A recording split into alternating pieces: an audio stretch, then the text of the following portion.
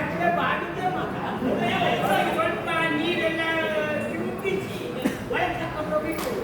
ಅದು ನಾ ಬಟ್ಟೆ ಹಾಕೊಂಡು ಇಟ್ಕೊಂಡವರು ಮತ್ತೆ ದೇಹ ಮಾಡಿದೆ ಅಂತ ಹೇಳಿ. ಓ ನನ್ನ ದೇಹ ಅಜ್ಜಿ ನಿಮ್ಮನ್ನು ನೋಡುವಾಗ ನನಗೆ ಆಶ್ಚರ್ಯ ಬರುತ್ತೆ. ಎಲ್ಲಿಂದ ಮಗ ನಮ್ಮ ಈ ಲೋಕದಲ್ಲಿ ಈ ಮುಖದವರನ್ನು ಕಾಣುವುದಕ್ಕೆ ಸಿಗುವುದಿಲ್ಲ. ಮುಂದೆ ನೀವು ಇದ್ದವರೇ ಇಲ್ವಾ? ಹಾಗಾದ್ರೆ ಎಲ್ಲಿಯವರು ಎಲ್ಲಿಯವರು ಎನ್ನುವ ಪ್ರಶ್ನೆ ಮನಸ್ಸಿಗೆ ಹುಟ್ಟಿಕೊಳ್ಳುತ್ತೆ. ಹಾ ಸರಿ ಅಜ್ಜಿ ಓ ನೀವು ರಕ್ಕಸಿಯರ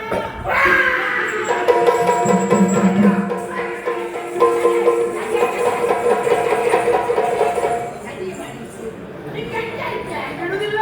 ಯಾಕೆ ಹಾಗೆ ಬಿಡುದಿಲ್ಲ? ಏನು ರಕ್ಕಸಿ ನೀನು? ಯಾಕೆ ಹೊಂದವಳು? ಯಾಕೆ ಹೋಗಿ ಮಾತಾಡ್ತಾ ಇದ್ದ ನೀನು? ನೀವು ಬಾಯಿ ರಕ್ಕಸಿಯ ಕೇಳಿದ್ದ? ಹೌದು. ನನಗೆ ಯೋಗ ಒಳ್ಳೆಯದು.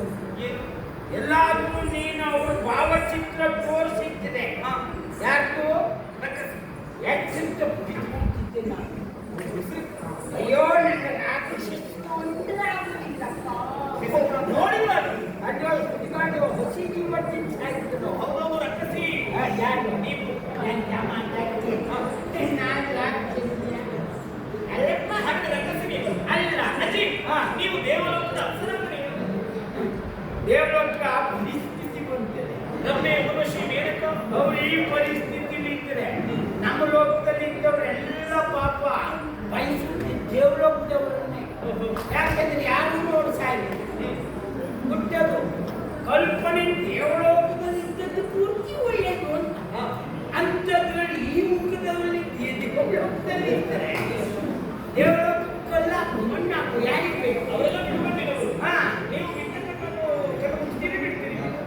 ಜನ ಮುಂಚಿನ ಮುಂದೆ ಹಾಗಿದ್ರೆ ಅವರೇ ಕುಟುಂಬದವರೇ ಇಲ್ಲಿ ಕೆಳಗಿನವರು ನೀವು ಕೆಳಗೆ ಅಂದ್ರೆ ನಾಗಕನ್ನಿಕೆ ಅಂದ್ರೆ ನಾಗಲೋಕದವರು ನೀವು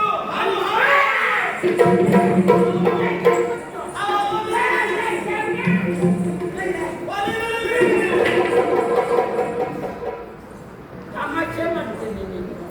ಹಾವು ತಿಳಿದಾಗ ಹಾವು ತಿಳಿದಾಗ. ಅಯ್ಯೋ ನಾನು ಎದುರಿದ್ದು ಹೌದು ಹೇಸಿದ್ದು ನನ್ನ ನೋಡಿದ್ರೆ ನಾಗಕನ್ನಿಕೆ ಹಾಗೆ ಲಕ್ಷಣ ಉಂಟ.